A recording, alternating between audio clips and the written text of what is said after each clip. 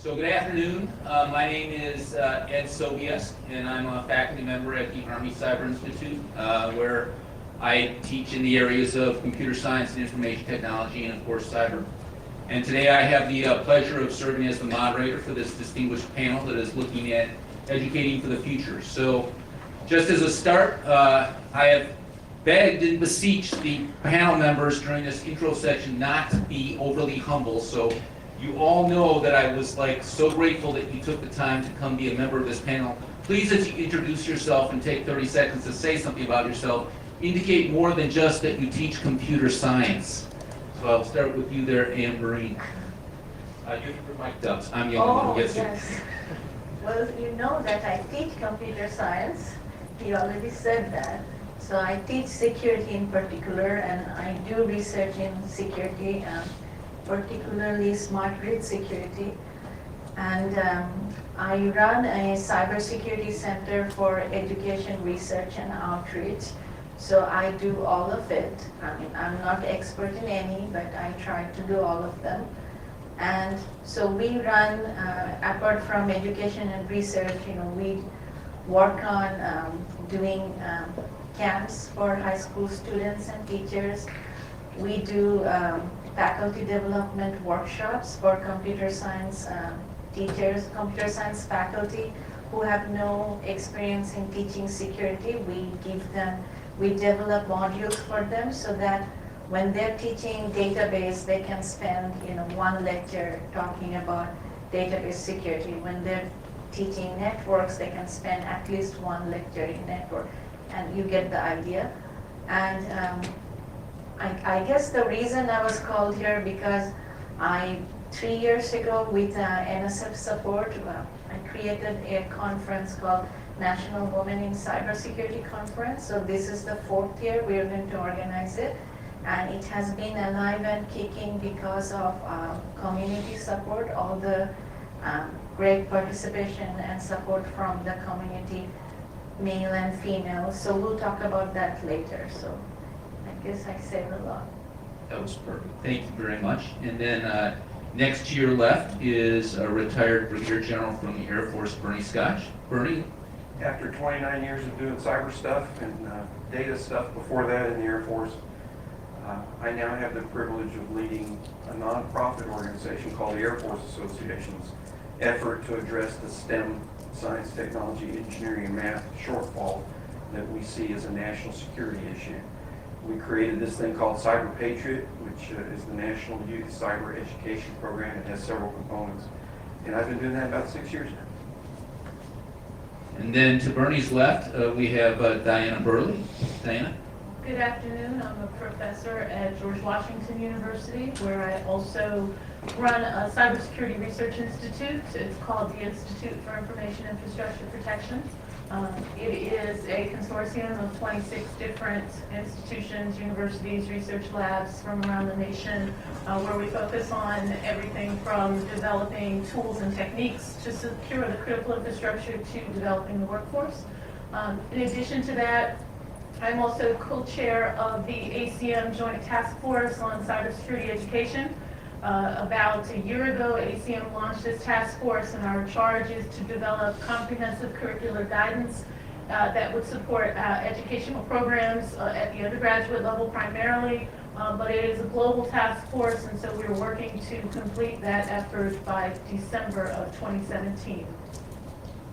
Thank you, Diana. And then to the far left, we have Dave Branch. I've been calling everybody else, leaving the titles out, Dave, so I'm going to probably stay informal, but obviously he's an active duty colonel in the Army. So can you tell us a little bit about yourself? So I've been in the service for 27 years, started enlisted, was an armor officer for a while, combat arms, where we, as lieutenants, fought over typewriters, not computers, and who would gain access to those.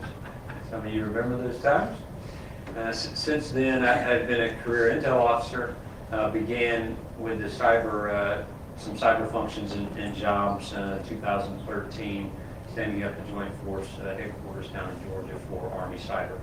Since June, I've assumed command of the Army's only offensive cyber brigade, the 780th MI Brigade, that's stationed out of Fort Meade, with factions in Georgia, Texas, Hawaii, supporting 4 of our major COCOMs, and currently supporting some of our OIR efforts against counter ISIL. Perfect. And just as a final introduction and thank you for the many audience members who sacrificed the cookie session to come in here, thank you. You have earned great karma, and I will be eternally grateful. So what we're going to do is, the way we're going to work this is kind of start with one of the panelists speaking for perhaps 5 to 7 minutes on the initial answer to a question, and then following up with the other panelists joining in. For the first question, we're actually going to go back to you, Dave, and ask for maybe just a little bit more of maybe another minute or two on the Army's structure, and then based on that, what are you seeing as far as the emerging or future requirements? You're welcome to mention current requirements too in the area of cyber, because that's one of the reasons that we've asked him here is he owns our offensive force. So. And I owe Andy Hall some money, so ACI. So this is my paper. So U.S. Cybercom stood up and was charged to stand up 133 teams. Of those, 41 belong to Army and Army Cyber. Of those, I have oversight of about 24 teams currently. So the Offensive Cyber Brigade we talked about, those 24 teams, think of some of them against Central Command's requirements, AFRICOM's requirements, PACOM's requirements, and EUCOM's requirements in various defend, protect, and when directed, execution of actions within cyberspace against our adversaries. Certainly what that really means for me as a commander of 780th is close to 1,500 soldiers and civilians that operate within the cyber domain for our operations across the protect to attack when directed. So emerging wise, the brigade is only 5 years old.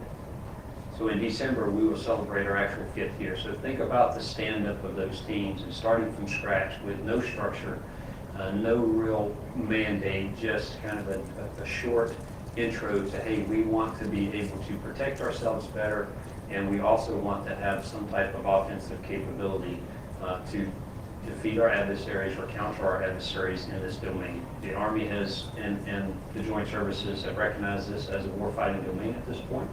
And so from that point forward, we have been growing this capability.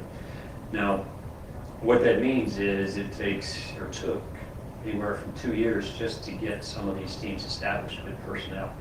And then you add on another 6 months to 24 months, depending what their work roles were and are, to fully train them to just the foundational level of some of the expertise that we need across those functions.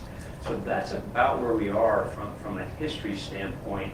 We currently have almost all of our teams fully operationally capable, and we'll have the rest of those teams by the end of fiscal year 17 in an operational status.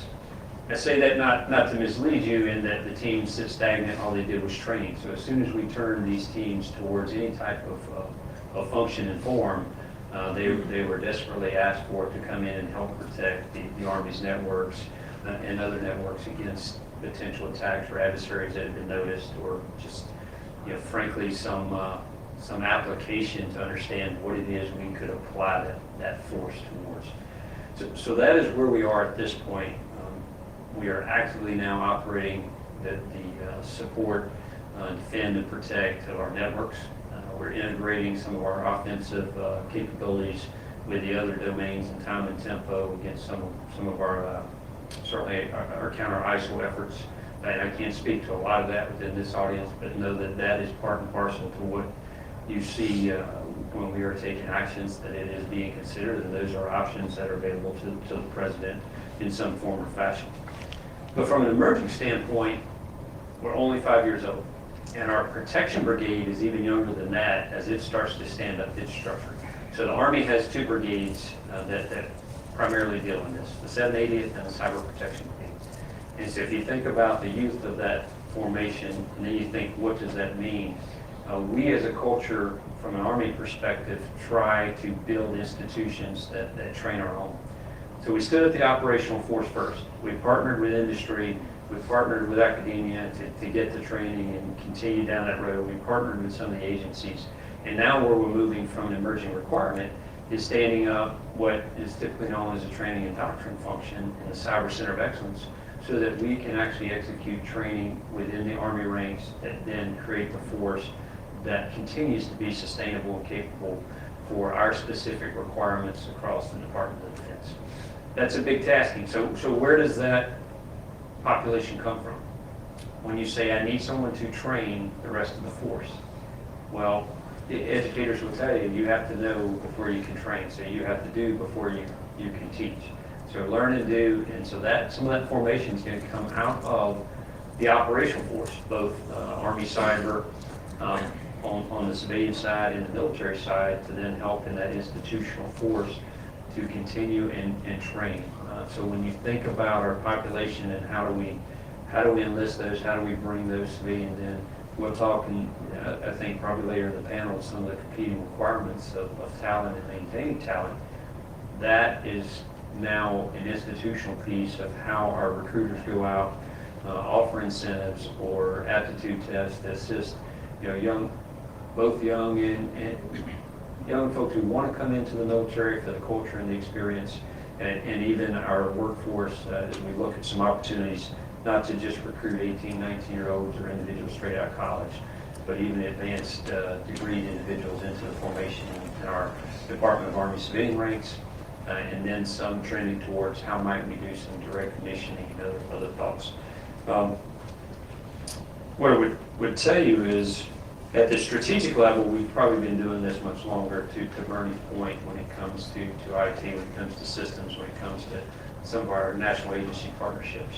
But from the specific of what we're doing at the tactical level, that is one of those emerging requirements that the Chief of Staff of the Army has asked us to do, and started us down a road in 2014 with a pilot program to take cyber warriors, put them in the tactical environment of the National Training Center in the Mojave Desert, and say, what would you do to help a brigade commander, brigade combat team to fight in a localized fight, defend its networks, first protect its networks, defend against adversaries and networks, and then how do we get to a point of localized effects against that adversary without affecting the entire Internet of Things. Those are the emerging pieces from a tactical point that we really have not reached. We continue to develop some of our strategic emerging data and techniques, which frankly is not quick and is not easy. So think about how do you counter numerous adversaries within this space that not only are seeking to infiltrate DoD networks, but commercial networks that we as a Department of Defense don't have primacy on. How do we partner with that? How do we help TIP and Q across agencies? Continues to be an emerging process. We've seen some of that in the past where we did partner for advice, training, et cetera, but our primacy remains on our Department of Defense networks, and we have a small force to do that. So think 6,000 people in the total force. That's not just the operators that are executing, defend, and potential offensive actions. That is also some of the staff that's associated, and then the decision makers that advise the president and other senior leaders on what is in the realm of possible for us.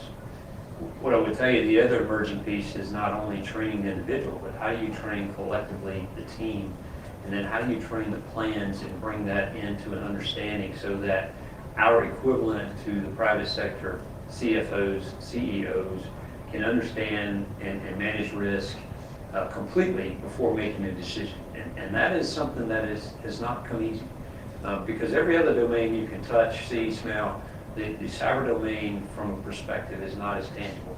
So one of those emerging skills, emerging requirements is how do we make this tangible to the larger Army so they will commit the resources, the time, and the importance that are necessary as we see the continual impacts when we don't secure and when we don't protect ourselves. So that is where we're coming from an emerging standpoint, from the tactical to strategic role. Perfect. So he was not going to discuss the battle for the internet that was going on over the past 24 hours, in case everybody was here for that.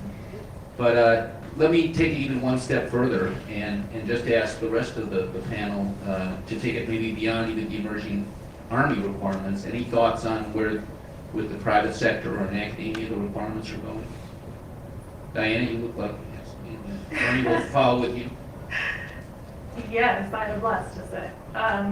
I think that, you know, when I heard the discussion and I heard the description of all of the different efforts and all the different activities that were needed, I just kept hearing very similar comments as to what I hear when I'm talking with people in any sector, right? In the private sector, academia, the civilian public sector, it really doesn't matter in terms of, I mean, perhaps they don't have the offensive needs, but in terms of the breadth of skills, whether we're talking about the very highly technical members of the team, and their ability to develop those skills or requirements for those skills, or whether we're talking about the ability to communicate up the chain to the senior executives, to those who are making the decisions, or we're talking about how to effectively communicate risk and balancing risk.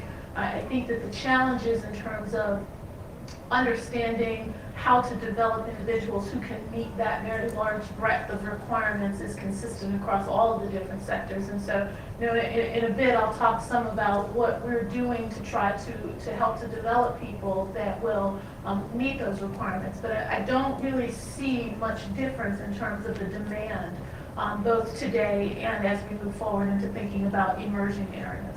And I think it's interesting because just for instance, if the Army was reliant on cell phones, we would be competing against the private sector.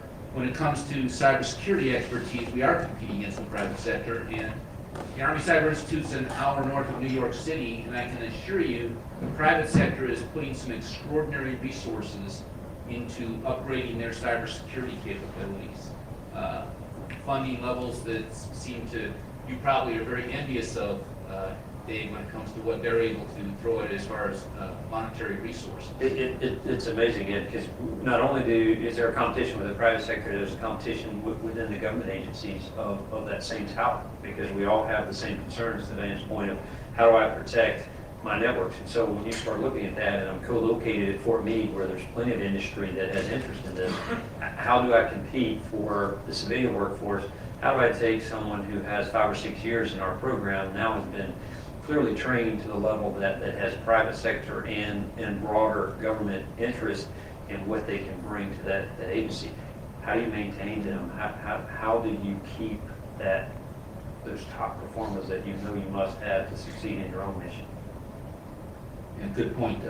Bernie, did you have any thoughts? Oh, I do. And I think even the lexicon is significant here, because when we say emerging requirements, if you go back 20 years ago, that had a meaning, because requirements were defined, then they emerged, and then we responded, and we put together an acquisition program, and there was this little phase that we called emerging requirements.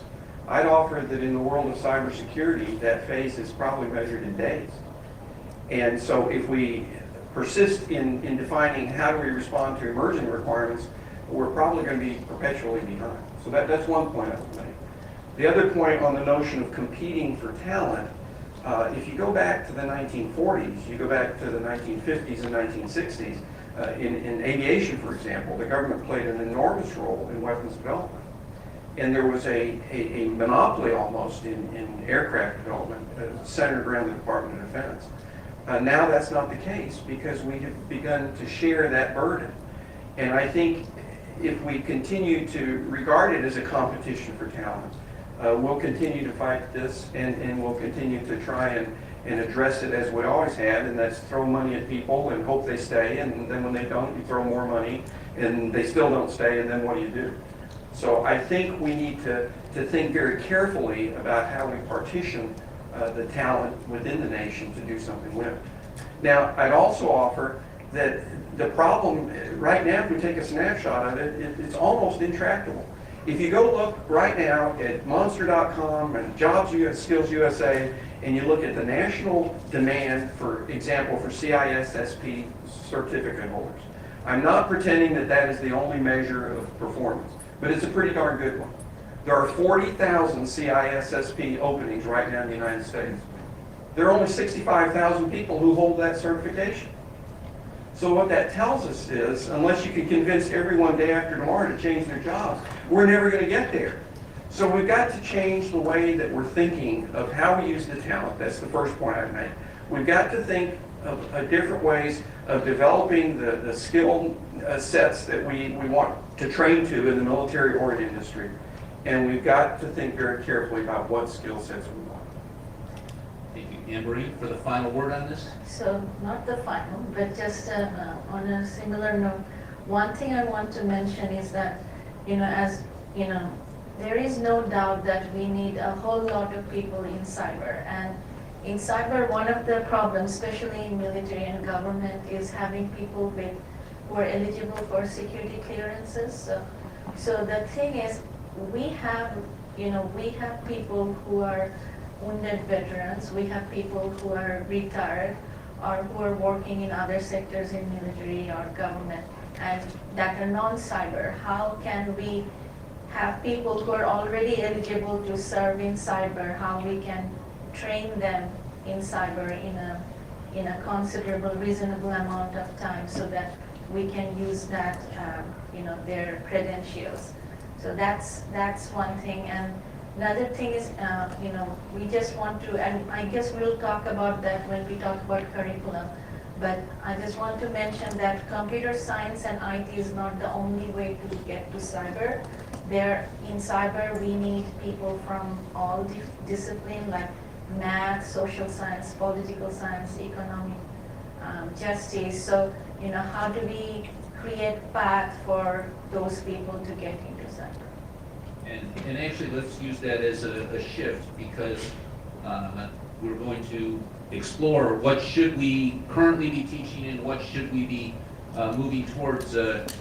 Diana, I know you've got a background along these lines and you're leading a national effort. Could you share a little bit on that along with maybe your personal thoughts on this topic? Sure.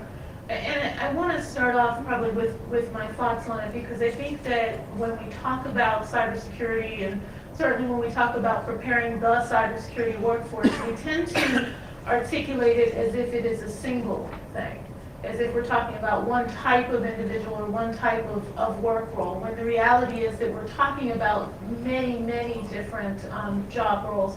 And I would argue that everyone in some manner is a member of the cybersecurity workforce, regardless of what they do.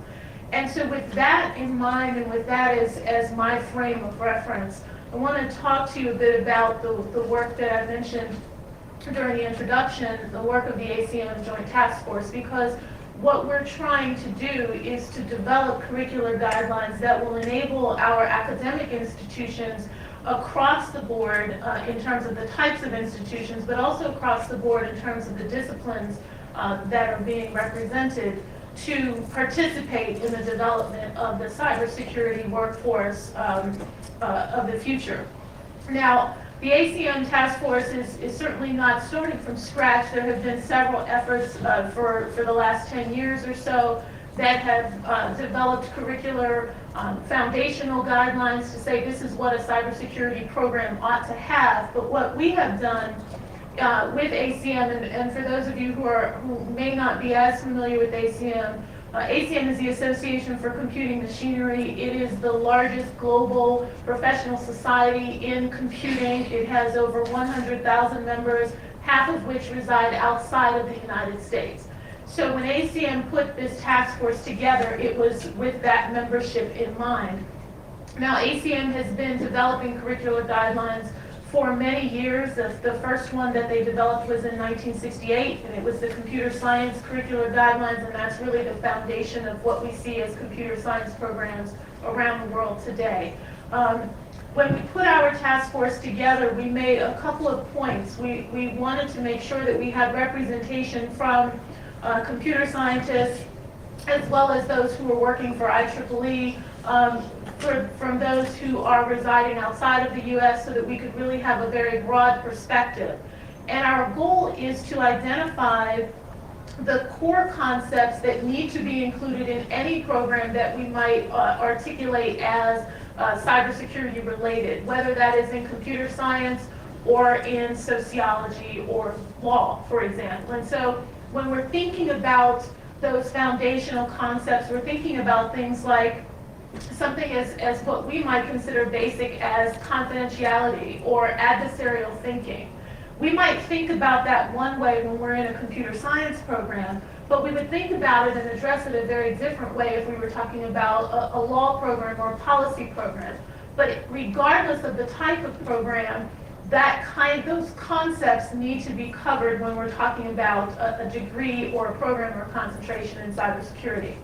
So what we're doing and the way that we're structuring this is to identify those core concepts, but also to identify the areas that might be unique to particular disciplines, and to engage people across the community so that we have individuals who are in programs management, risk management, etc., who are able to identify both the contextual aspects of how the particular concepts are being addressed within their fields, but also to provide exemplars so that individual institutions, academic institutions, or faculty members across the board who want to develop these types of programs but perhaps don't have the experience or the knowledge can look to the guidelines and look to these exemplars to get some sense of, this is how I develop a course, this is how I develop a full-scale program. Because the idea is that they would be able to pick this up and run with it.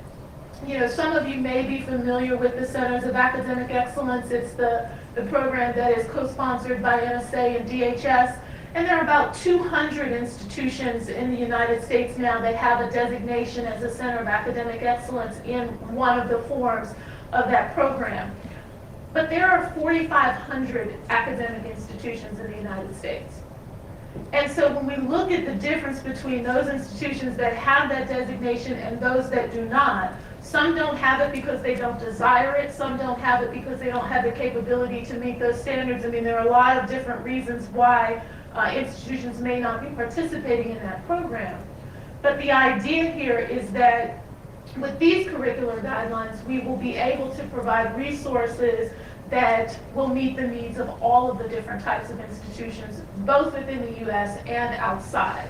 We've had quite a number of individuals participating from around the world. I was just in Poland a few weeks ago and met with several members of academic institutions from the EU who were very interested in understanding how they can begin to develop their workforces. And I will say, sort of as the last statement, one of the motivations behind this effort was the concern that there were many different programs around the country that said that they were cybersecurity programs in some form or fashion, but it was very difficult for the stakeholders, for individuals who wanted to hire out of those programs to have any sense of what did people really learn, what was the content, what can I really have some level of certainty about what these individuals know.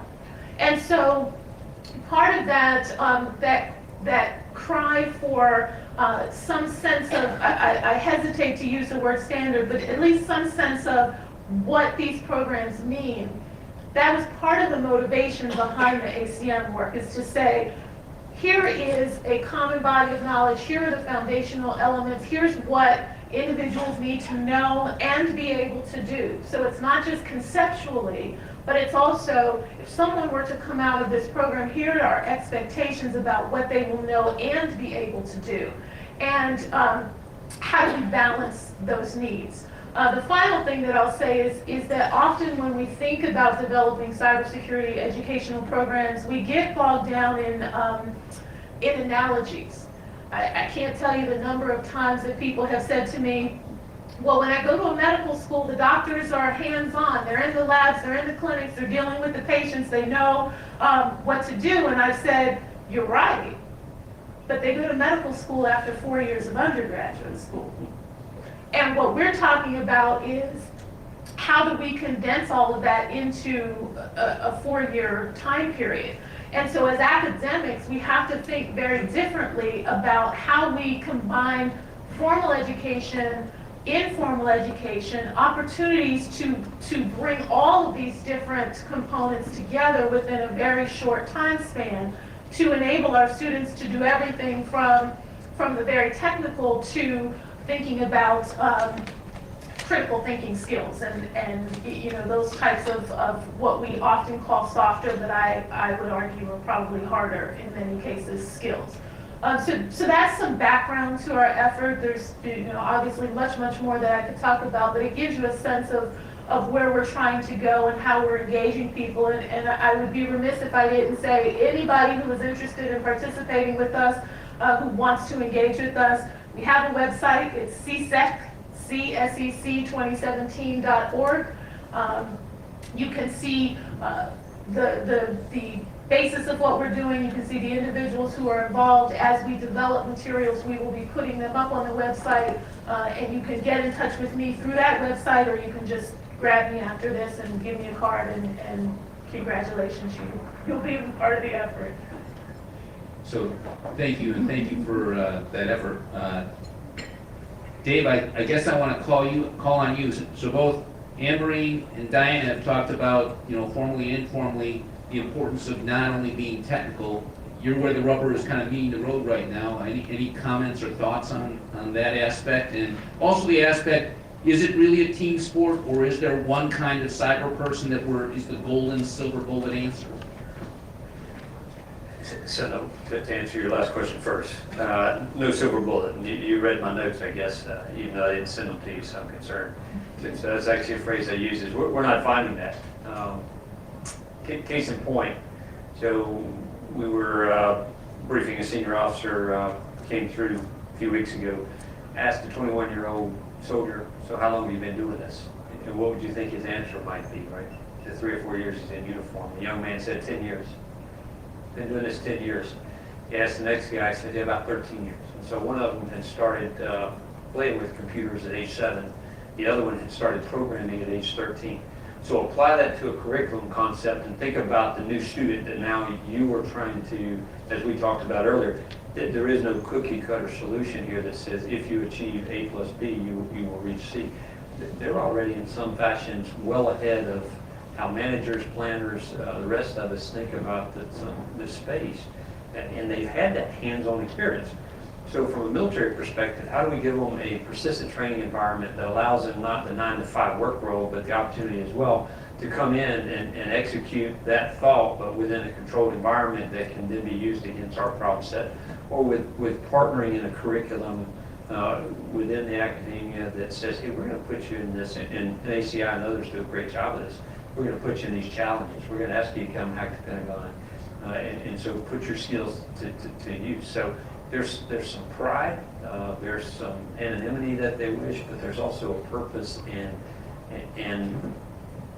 frankly, they just enjoy this. I sat down with a young operator a couple months ago and said, why do you like to do this? Why do you enjoy this? And he said, it's not like a video game, but I'm actually getting to apply my skills and defend the country in the same manner that an infantryman would on a battlefield. So I've never thought of that. He is in a domain where he's applying skills to protect us, and he takes it that serious. And we're talking about a young 19, 20-year-old soldier who is already in his head grasped that this is the domain of potential emerging, and we're not even emerging. We're seeing the conflict in the space now, but multiply that times what we may see in the future, and that's how do you build a curriculum around that?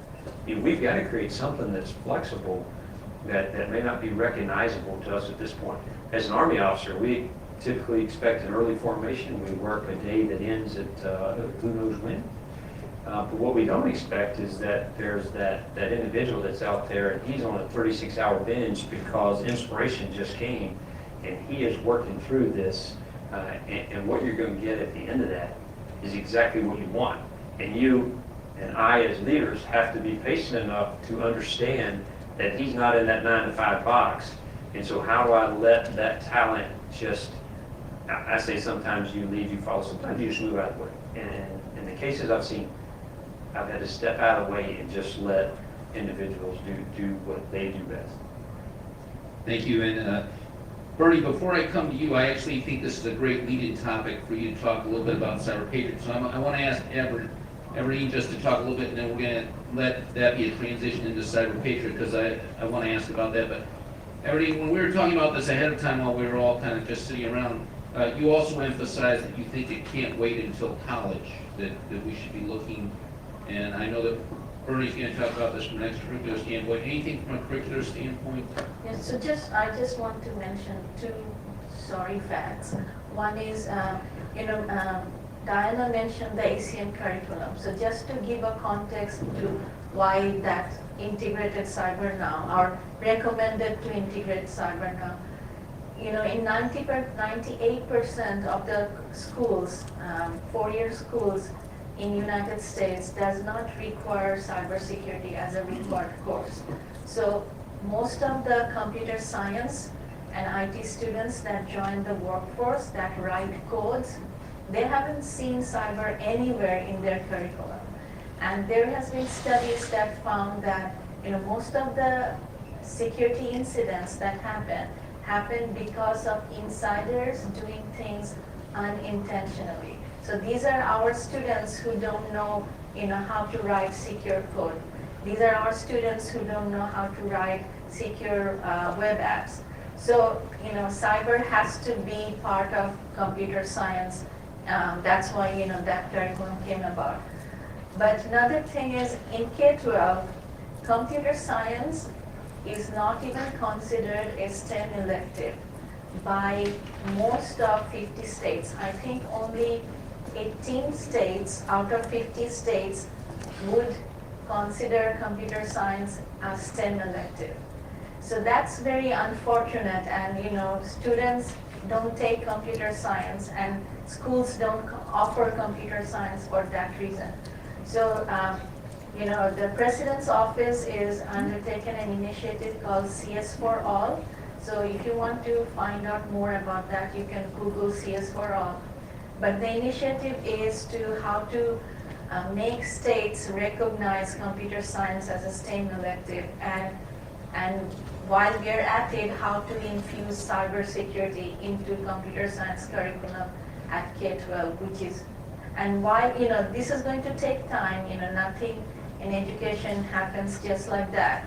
And while we're getting there, there is so much need for informal education for K-12, and that's where programs like Cyber Patriot and Gen Cyber comes in place, where K-12 students find other ways to get exposed to computer science and cyber. And just as a note, before I turn it over to the Cyber Patriot, are you director or commissioner, chairman? National Commissioner. National Commissioner. I'm darn good looking. Just to close though on the computer science, because we do have like cybersecurity as a discipline, but ABET, which accredits computer science programs, has recently published that it is changing the computer science requirements to force security to be one of the things that has to be taught with some teeth. And that will kick in, talk about slow though, it's been 2 to 3 years to get the change in, and then it doesn't kick in until 2018. But computer scientists will be forced to really have substantial security in their programs towards the end of the teens. And just one thing to mention, so there are NSF projects that are working on that already. So if you look up Security Meeting Kit, which is the project we work at Tennessee Tech, where we are developing security modules for upper division computer science. There is Security Injection at Towson University that's doing security modules for lower division computer science courses. There is IT Seed. If you go to crest4cs.org, you'll find information about all these projects. Again, the website is crest4cs.org. And so the first time I got briefed on what Cyber Patriot was, I almost jumped out of my chair screaming. I was that enthusiastic, and I continue to be just a fan and advocate. I salute the program, and I'm not positive, though, to what extent people know about Cyber Patriot, so I was hoping that you could take a little time to share with us Cyber Patriot, and then maybe add some comments on the discussion that's going on about the K-12 development. Well, before I do that, though, I'd like to talk about what we've just been talking about, the infusion of cybersecurity into computer science, for Please. example. I think there's a broader issue to be dealt with, and that's to infuse cybersecurity into virtually every curriculum across the educational world. Every business major, every nursing student, every engineering student of civil engineering or any other discipline needs that. And I think that needs to become an evangelical quest of cybersecurity professionals. Because it's one thing to go down the hall and talk to the computer science department, which is generally in the same building, and it's a very different thing to go over and talk to the physical education or kinesiology. So that is a point I'd like to make. I can see the point, and this is why he is on the panel, and I am merely the moderator. Yeah. Okay. Now about Cyber Patriot, and let me tell you why our nonprofit organization, which is the Air Force Association, with all apologies to our parent service, the United States Army, we're a 501c3, and for decades we've been advocating for strong national security. And in 2008, the Congressional Research Service published a study that said something that disturbed us, and that is that the United States is 28th in math among 15-year-olds, 24th in science among 15-year-olds, and 20th among 24-year-olds who earn degrees in natural science or engineering. And our board of directors is made up of a bunch of stodgy old people, and they said, this is Merck, by golly, we got to do something about that. And they considered a lot of ideas, and they said, why don't we do something with model rocketry or aviation or something owning to our roots in the Air Force? And someone, we're not even sure who, said, well, what about this emerging cyber stuff? So we created this, we did a pilot program in 2009, and in 2010 we kicked it off. But the imperative is, it's a national security matter.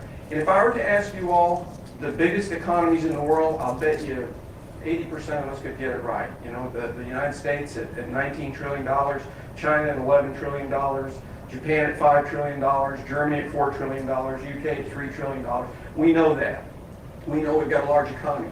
What we don't generally realize, though, is that our economy is very efficient. American workers are very productive, and the standard measurement is generally PPP, purchasing parity measurement, and Norway's at the top with 75 PPP, and then Luxembourg helped me understand that one's at 73, and the United States is third at 67 with purchasing power parity.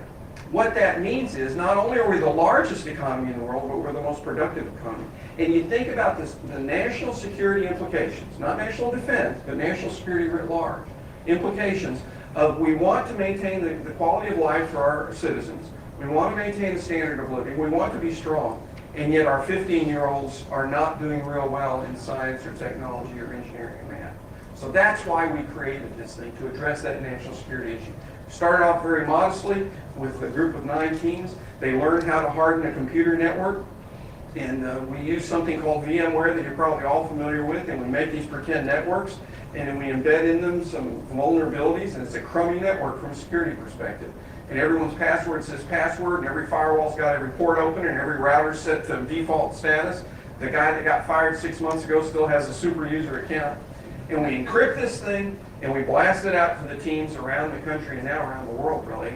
And then we've got a little client that reports back that the team in Topeka, Kansas fixed that password problem, they get a point. The team in Niagara Falls, New York fixed the firewall problem, they get a point. Uh-oh, they unfixed the firewall problem, they lose a point. And they go through 4 rounds of competition where we are remotely scoring them and watching how well they do at securing that network. And after 4 online rounds in the winter, we identify the top 28 teams, including Army JROTC, Air Force, all the JROTC, and then there's an open division for every public school, private school, charter school, magnet school, appropriate school, Boy Scouts, Girl Scouts, 4-H clubs, Boys and Girls Club. The program has grown explosively. We started off with 8 teams in 2009. They were all in Florida. And we just closed registration for this coming season, and we registered 4,404 teams in all 50 states, in Canada, in Australia, and Okinawa, in Japan, and France, and England. So the program is growing like crazy. What's most remarkable, though, is some things that we've learned along the way. We've learned that if you want to develop a cyber talent, a cyber security talent pool, you can't do it when they're a junior in college. You can't walk up and say, you need to be a cybersecurity kind of person. What we've learned is you can't even wait till high school. You've got, and how many of you would regard yourselves as a geek of some sort? Surely the majority in this room. I would think so. And I'm proud. I wear plaid even where I wear a suit. And there's nothing wrong with being a geek. And I can still remember my geek moment. And I can remember 2 things. My dad had a shortwave radio, a Hallicrafters S38. And in October 1957, I was 5 years old, and I listened to the Sputnik as it soared overhead, and I thought, holy cow, that is out in space. And then subsequently, I got a little telescope, and I, as a 14-year-old, peered and saw the rings of Saturn, and that was emotionally compelling. That's what we're trying to create with Cyber Patriot. It's not about raising an army of cyber defenders. That's a wonderful byproduct. But it's to give them that STEM moment where they go, this technical's kind of cool. Because what we're trying to do is attract them to STEM. And the cybersecurity aspect is a beneficial byproduct. Another thing we've learned, particularly with female representation, is you've got to work it. You've got to work it very hard. And if you just rely on the traditional models of presenting an activity and expect females to come in, it's not going to happen. The average STEM program in the United States attracts about 12% female participation. And of course, as you know, females make up about 51% of the population. That's a shame. So we've incentivized female participation. We typically charge a high school team $195 a year to participate. We waive that if it's an all-girls team. And we've pushed our participation up to 23%. I suspect it'll be higher this year. Minority representation. You've got to work that hard, and we're up to about 40% minority participation. We also have learned that you've got to shape attitudes sooner. You've got to bring them to this sooner if you hope to have an effect. So we push down we start off as a high school competition. Now we're a middle school competition as well. And we've got about 600 middle school teams, 592 in the competition this year. And last year we released our first elementary school cyber education initiative. And we released version 2 in July of this year. So we've done high school, middle school, elementary school. I hope to be here next year announcing our in vitro cyber education. Because you've got to reach these students sooner. Now the metrics are off the chart. We're principally underwritten by the Northrop Grumman Foundation, and they're very generous, but our other sponsors include Facebook and Symantec and AT&T and Cisco, and a broad array of institutions. And we measure every year how well we're doing, because remember, our overarching objective is to draw students to STEM. United States students major in STEM fields at college level at about a rate of 16%. Cyber Patriot graduates major in STEM fields at a rate of about 88%. Now, we're also smart enough to know that correlation is not causation, so we measure how much did your participation in Cyber Patriot affect your choice. And 92% say that Cyber Patriot either somewhat or significantly, 42% said significantly shaped. And we do that because we cook in two major factors. I present myself as an expert on children.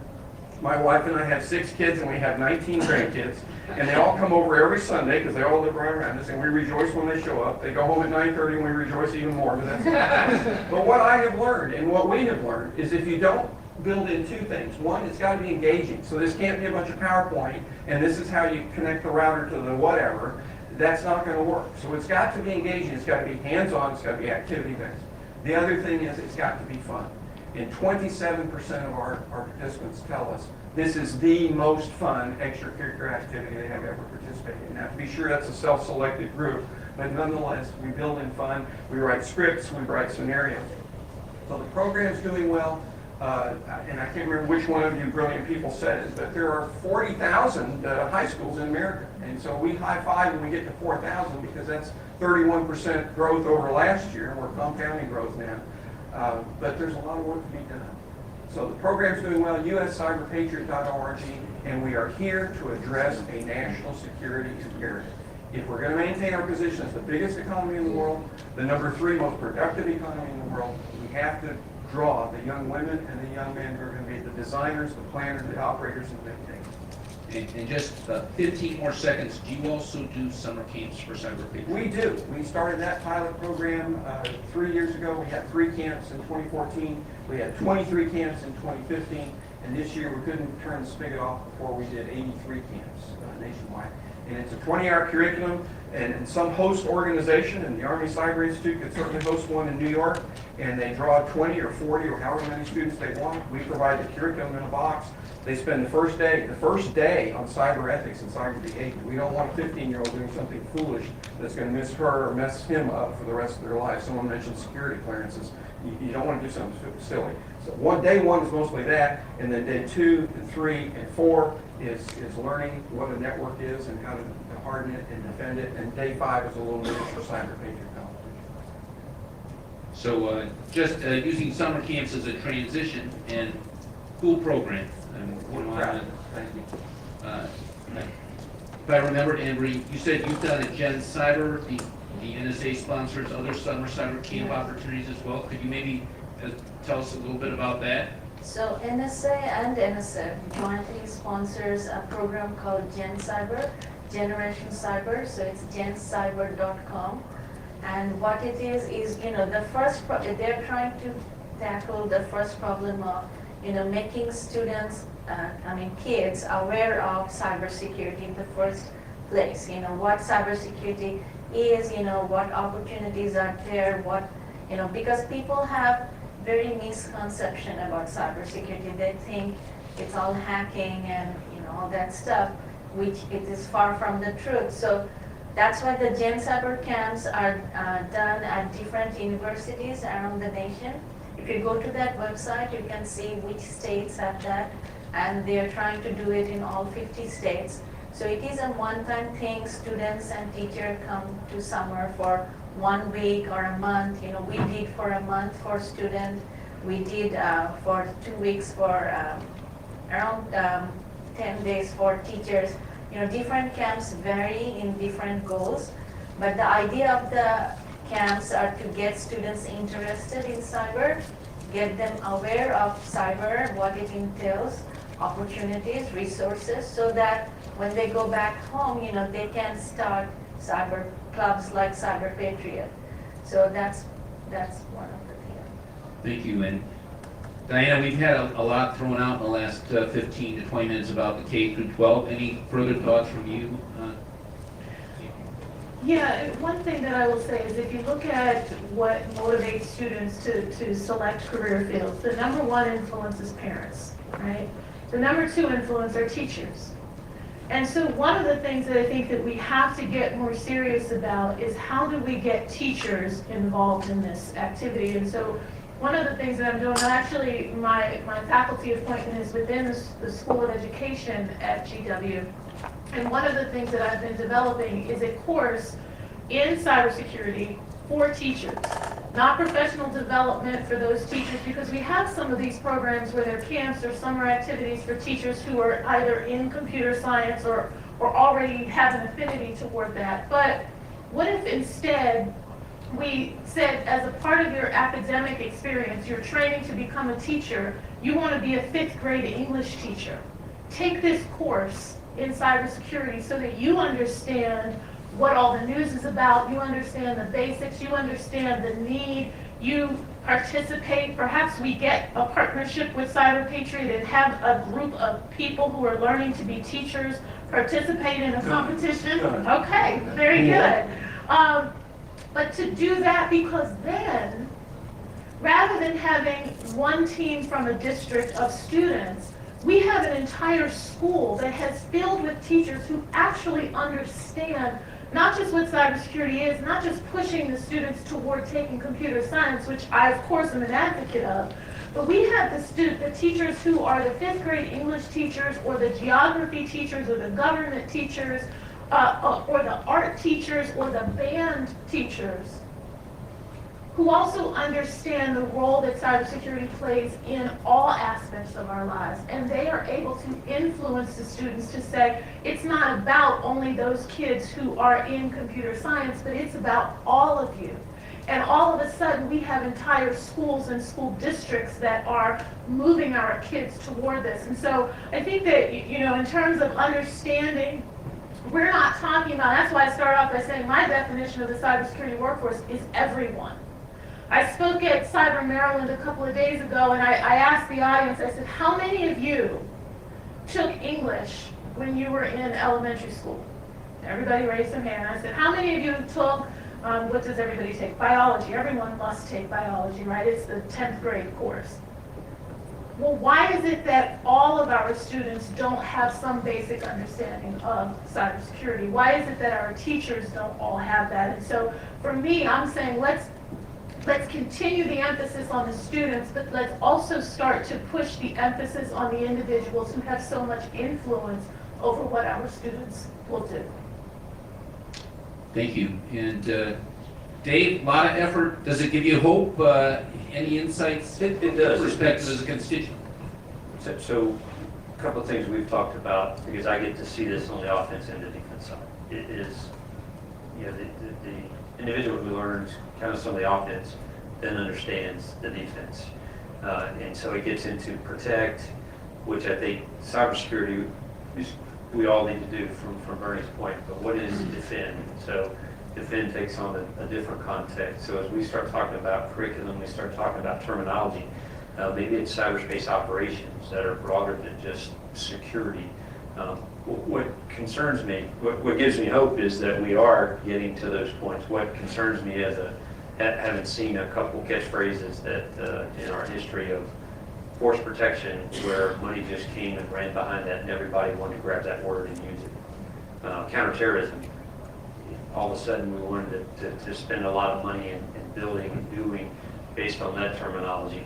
What we don't want to do is get to a point where we use cybersecurity in the same fashion, but we be very deliberate in what that means and then how we go about that across our generational knowledge. Because the young troops, the young kids that I see, my own kids, they have no issues working the devices, right? But when they have an issue with the printer, they still come to me. So that's the difference, is they are quick to work the app, they're quick to chime in on all kind of applications and abilities to trick me and things I didn't even know about. But some of the basics of operating in this space and defending against the actions that they take are clearly not where I'd like to see them. So it does give me hope to understand that our schools and I just see elementary kids now running around and we talk about this all the time from the Army perspective. It's a different culture. So we're not talking about kids who just choose to do this versus choose recess versus choose band. We're really talking about a total societal piece that needs to be integral, just like the total soldier concept needs to be integral. It's not you get a different type of individual, you get somebody who understands this and can apply it in their everyday life, regardless of what they choose to do as a profession. Thank you.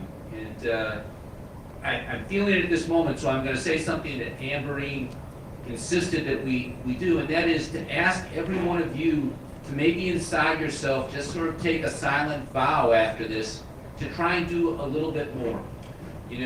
Hopefully this is opening up a few ideas that maybe you haven't heard everything that was on this panel. And really, I think the whole panel would be forever grateful if everybody, whether it be get involved with Gen Cyber or Cyber Patriot, whether it be work on some of the things Diane talked about, getting it into your entire school's curriculum and with all teachers, but please think about continuing to reach out and letting this kind of exponentially grow from this room.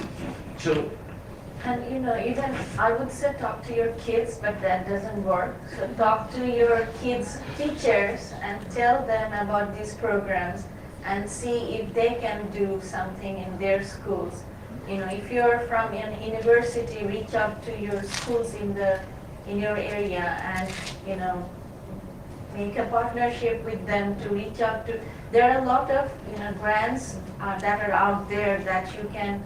If you're if you're a school partnering with an university, or if you're a university partnering with a school, to go after these efforts to, if we all do small things in our own backyards, that will have a lot of impact.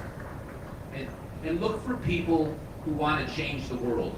The first time I heard about Cyber Patriot, it was from a championship Cyber Patriot coach who was a band teacher. Was not an amateur cyber person, was totally 100% a band teacher who decided because students were interested to go there with them. And Cyber Patriot is definitely set up that anybody could probably take over as a coach and fall in and just learn along with the students. So as we kind of wrap this up before we get to a question or two, I've heard a lot of discussion over the last couple of days about what is the most important thing involving cyber. Some have said that it's the dialogue, some have said that it's the power grid, different things. I think one of the things that we're arguing here is that it's the people. And one of the things I want to talk about for the final few minutes is people, and especially I want to talk about the fact that we are not doing a good job of getting certain parts of people, women and minorities, and, we're struggling in those areas, and we're also struggling, of course, in just having enough. But I know that we've got some experience on this panel, and that, Everdy, would you maybe start us out talking about your experiences or your insights involving whatever part of this topic you'd like to talk about? So, can I say something? It's not for you to correct you, but Correct away. my name is Tambourine without T. Yeah. So it's not Amberdeen, but it's okay. It's my pronunciation. I've been actually thinking that the whole time. Try and say tambourine without a T afterwards and see how it comes out for you. Okay. So anyway, so when people ask me why we need diversity, the two solid arguments that I have, and I'm sure you also think about that. We always say that we need more people in cyber. So in STEM, 50% of the STEM workforce are women. And in IT, 25% of them are women. In cyber, 8 to 11%. So if we need to grow the pool of people in cyber, we have to recruit from the other half of STEM workforce. So that's one thing. Second thing is, if you do a Google study about why diverse workforce performs better, there are lots of scientific study that has been done by very qualified, renowned scientists that shows that a heterogeneous group of people with diverse skills, diverse backgrounds, always outperforms, people with homogeneous skill set, especially with complex problem solving, with complex challenges, just like cyber. So, there is the argument of why we need more underrepresented women and minorities. And think that, the reason I started my initiative on women in cybersecurity is that when I was a grad student, I was the only female in my class, in my lab. That didn't bother me at that time so much because the environment I was at, I went through Mississippi State University. I mean, that never let me feel any other way, so I was grateful for that. But when I became a faculty, that really bothered me, that in my class of 70 students, sometimes I'm the only female talking to this bunch of males, or there are 2 or 3 female in the classroom. And I knew that they felt so isolated. They felt that they don't belong. And I've been going to this conference called Grace Hopper Conference. I'm sure some of you know about that. And that's so inspiring to see that there are others like me. So I wanted to do something like that for security. So that's why the National Women in Cybersecurity Conference was established, to let other women see that there are many others like them, and that there are role models out there who they can be like. There are amazing female cybersecurity educators, researchers, professionals that our students don't see. So we wanted a way to shed light on them. And from the evaluation reports, from the emails, messages that I receive, I see a lot of impact of a community like that, where people don't feel isolated. So I think that's one of the things we can do, is to build more communities like that, even if it's in your own school. Even if you build your own women in computer science, or women in MIS, or business, or women in STEM, or women in cybersecurity clubs. That allows others to feel confident and interact with others, and and try to clear that misperception about what cybersecurity is. Women, I think, don't relate to things when we talk about cybersecurity is where you fight crime, where you win the capture the flag competition. We generally like things where, I would rather go with this slogan of, cyber is where you keep peace in cyberspace, where it's a collaborative environment where you work with others to solve complex problems. So, No, I think those are really good points. And I think, Bernie, I know that it's an important issue to you with Cyber Patriot. I've always heard you bring up minorities and women. Any further thoughts on how you said that simply hoping they come is not enough. Could you elaborate maybe a little bit more on that? And as I mentioned earlier, we incentivize all female teams, and we don't do your analyses to verify gender, but we take the coach's word that this is entirely a female team, and we financially incentivize that. The other things that we do, though, that are far more important, I think, are what Emerine was just talking about. We hold up females as examples. We publish to 6 figures of recipients a newsletter, and we highlight the achievements of females. We have a strong presence in set up centers of excellence, and they're built around ethnic representation in many cases. Los Angeles Unified School District. If you're not familiar with LAUSD, that's WATS. And of course, I reached the age where I cry Walmart grand opening, so it doesn't take much. But 100 kids go in the first grade, 50 enter high school, 10 graduate from high school, and out of that original cohort of 100 kids, 2 go on to either higher education or career technical education. Well, they've adopted Cyber Patriot in their Beyond the Bell program, and they've learned that if students stay beyond the bell and do something, that they're far more likely to graduate. And their Beyond the Bell students graduate at a rate of 92%. And that includes a heavy ethnic diversity of African American and Hispanic students. Likewise, in Southwest School District in San Antonio, Texas.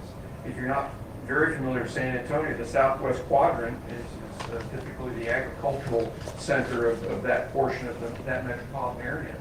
And decrepit facilities, underfunded chronically, they started up in Cyber Patriot in a very large way, and we've drawn a large component of Hispanic students through that Southwest School District. Interestingly, and is anyone from Texas in here? Surely. Jacob. Yeah, Jacob. All I right. just came from Texas. That doesn't count. But, you know, I realized that the state religion in Texas is football. And I went down to an assembly where the Cyber Patriot team was doing the school assembly. And the young man, who happened to be a Hispanic student, standing up, the school board's there and dignitaries are there, and he's talking about their experience in Cyber Patriot. And then he says, and I don't understand, and he looked at the school board, I do not understand why football players get leather jackets and we don't. Because what we're doing has a positive future for our nation, a positive future for us, and you know, the odds of making it in the NFL are pretty small. And darn if we didn't get an email 6 months later that the Southwest School District is now awarding leather jackets for Cyber Patriot students. So it's a cultural thing, it's a targeted thing. You can't just wait for them to come. You've got to do something for that. Thank you. And I'll tell you at West Point, there's a little bit of that because the football team is such a big thing. Hey, we have an update on the score. I know you've been checking it out. I'm sorry, we're losing 3 to Alabama. I was looking for Army. What is Texas A&M and Alabama? Alabama 3, Texas 0. All right. Okay. All right, I'm bringing it back. I'm bringing it back here.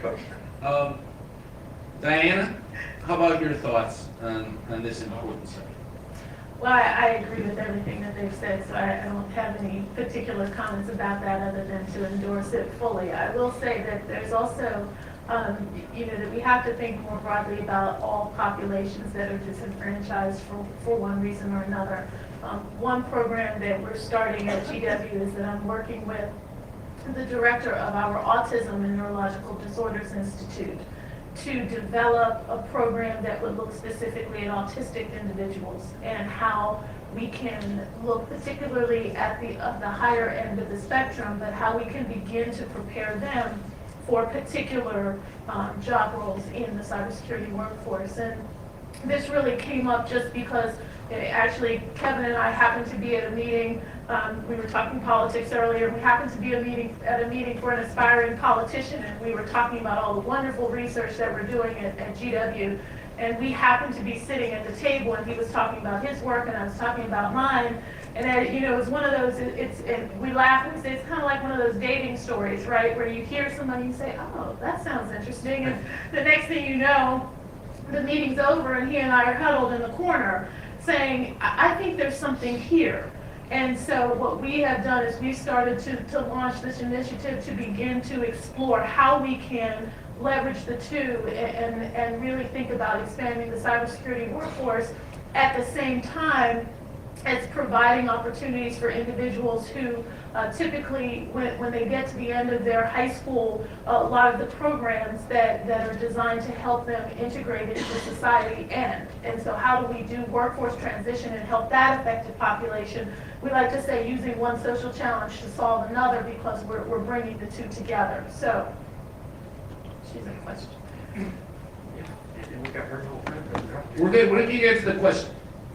Quick question, but I have to bring the microphone back to you. Can I take the last statement here? She's coming. She's coming forward. This is troublemaker. Give it up. I know her, so I can Give it up. Give it up. It's more important to hear what you say. Come stand right here and ask your question. It's her birthday. It's your birthday, really? Happy birthday. It's on tape. You're so- Okay, go ahead and ask your question. All right, so quick question. How is there a way to incentivize when we do this cyber education for them to remain on the good side rather than exploit? Great question. Thank you very much. I have an answer. Okay. Show them all the laws, tell them it's not fun to be in jail. And, like, show them professions, legal professions where they can earn a lot of money by being on the legal offensive side. Like, there is huge shortage of pen testing, people with pen testing skills. And these people get a lot of money and they don't have to spend it in jail. So that's Of course, Bernie Madoff got a lot of money and then he did go to jail, didn't he? That is a brilliant question. It really is. And I tell you, we think that you shape their thinking very early, of course, K through 12 in our case. But we've learned some interesting things along the way. And first of all, I want to establish we require every student who participates to take a pledge of responsible behavior online. Now, what's a pledge worth in the end? But what we learned when we started going out and talking to prospective sponsors, and I won't name them by name, but you can look at our list, Northrop Grumman, Cisco, AT&T, and Facebook and others. They tell us that if a job candidate comes in and expresses interest in offensive techniques, to Dave's point, they generally rule them out if they're a very young person, because that signals that there's some desire to maybe do things that are untoward. So we require the pledge. We remind them of that fact.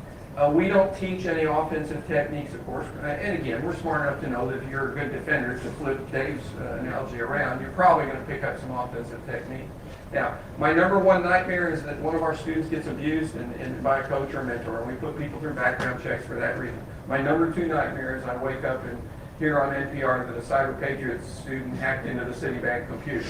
And I don't know that you ever completely mitigate that, but we try to, and we think you need to do that at a very young age. But I do think that there is some friction, and Dave, I want you to jump in here. I think there's some friction though, because we also want to foster that sort of passion. And sometimes the passion manifests itself in wanting to take things apart, wanting to break things, to figure out how they work. And so I do think that it's a tricky thing to not kill off that passion. Dave, what do you think? And then I'll go out to the audience in a moment. Just one moment. So Amberdine's point of peace on the internet, really, I've never heard it stated that way. Very, very interesting concept of how you do that in this competitive nature. So every commercial you see is about a competition. Everything is capture the flag.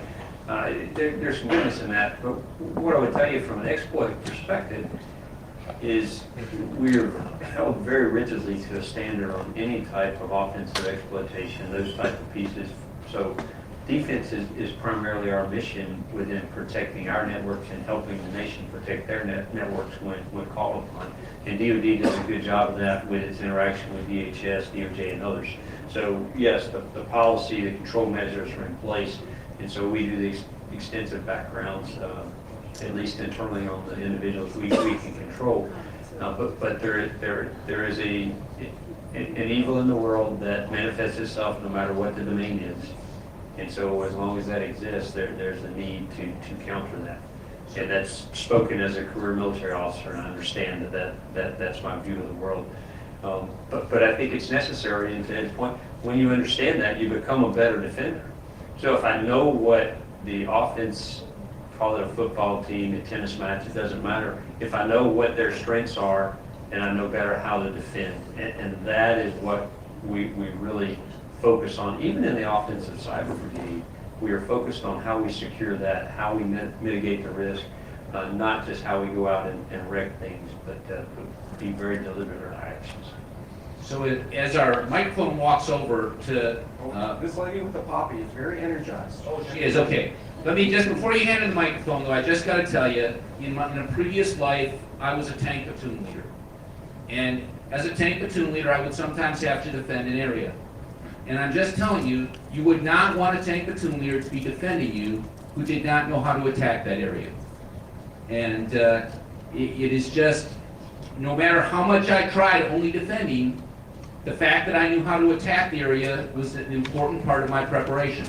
So my feelings are is that we have to, A, as the panel has said, really start with the ethical foundation as early as possible, including giving opportunities to engage with the technology as early as possible.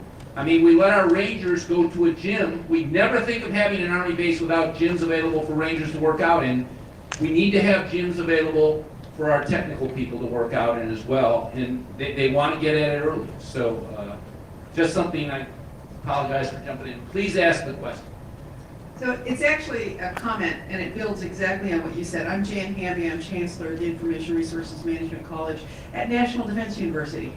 And my belief on this is that we do need to provide an opportunity for them to learn about what the offense does. It needs to be in a controlled environment. It needs to be built on that predicated foundation of ethics. And they need to see that there is a route that they could exercise that for the good of the nation in his force. So just like we have kids who look up to their heroes watching war movies or watching, being inspired on what career path they might take, if these kids know that that more challenging set in their mind does have an outlet that is legal and for on the part of good versus evil, I think that's how you address that. Well, if I could respond, because, and we frequently light the lava lamp at the Cyber Patriot Program Office and have this discussion. One of the views is ER physicians don't learn how to stab people. They don't learn how to shoot people. I don't disagree with you fundamentally, but I think you have to be very, very, very, very, very careful that you don't stimulate in a 15-year-old or a 14-year-old that my path can be the offensive path without that ethical underpinning. So your point is made, but I think... We have the same discussion about birth control. Well, I'm taking it back over here. I'm taking it back over. we don't know what caused it. It happened everywhere we went. So the one thing I will add, though, about the ethical piece is that I think that in the next, whether it's 5 years or 15 years, we're going to have automated machine intelligence that can attack for us. So whether we know how to attack or not, we're going to have to be solving these really important non-technical aspects of policy, law, ethics, and such. So got time for maybe one or two more last. Okay, back there. Can I make a statement real quick? Apprenticeships. The Colonel talked about how to keep your personnel and stuff like that. We're the first approved corporation in Commonwealth Virginia with a cyber apprenticeship. So you can go out there and you can do that, and that's the way to keep people because you're investing in them. Thank you. And then very quickly, because of the fact that we only have 5 minutes of passing, I'm just having the microphone run around here. We're going to go to Michael, and then we're going to come to this person, and then we're going to call it. Hey, a quick question. We talked a lot about how we need to inspire our students at a very young age. What about inspiring our teachers at a young age? Is there any development of getting cybersecurity into College of Education where we're teaching our teachers? We just shook hands and passed the business cards. We're going to do that. You saw it here today. You saw it here today. That's right. Okay. question for those in the graduate school level, and maybe ACM is tackling this, for those who are about to enter middle management or decision making, what avenues or what curriculum is there for future policymakers or leaders, and what potential teaching models are there out there for them? Can I have the mic back? No. I'm gonna offer Oh, we up. have a curriculum at the graduate level. right here. National Defense University. So the answer was National Defense University has a curriculum, CyberWatch has a curriculum for community colleges. Diana, you're working on a curriculum. There are a number, I would say that there's no national standard per se, but there are a number of different institutions that have graduate degrees, either specifically degrees in cybersecurity, GW certainly has them, or MBAs with tracks in cybersecurity. I would say that you should look at the particular discipline of your choice and then begin to do a search. So, one website I want to suggest is sfs.opm.gov. So you'll see list of schools that provides graduate program in different, so some of them could be computer science specific, some of them could be in business schools, but these graduate schools provide very generous scholarship money for people to go to grad school to study cybersecurity and then work for federal government or national labs or state government. So that's a very good way to be a grad student again and not be so poor. So that's one thing. And the second thing is I forgot to mention the site for the conference. It's wics.net, wics.net. And it's a Women in Cybersecurity conference, but we really need a lot of male advocates, educators, policymakers, industry people to go there who show support and provide opportunities for women in cybersecurity. All right. And I would just like to, as we wind down here, remind all of you before I hand this out that we only have 5 minutes. It's not a full break this time. We only have 5 minutes for the last two distinguished guest speakers we have across the way. And then I also, because I struggled so much, I was really trying to say tambourine without a T. Tambourine, you get the first one. Thank you very much. It's an honor to have you on this panel. Thank you. And if we could just, while I'm handing out the last two, please give our esteemed panel a round of applause.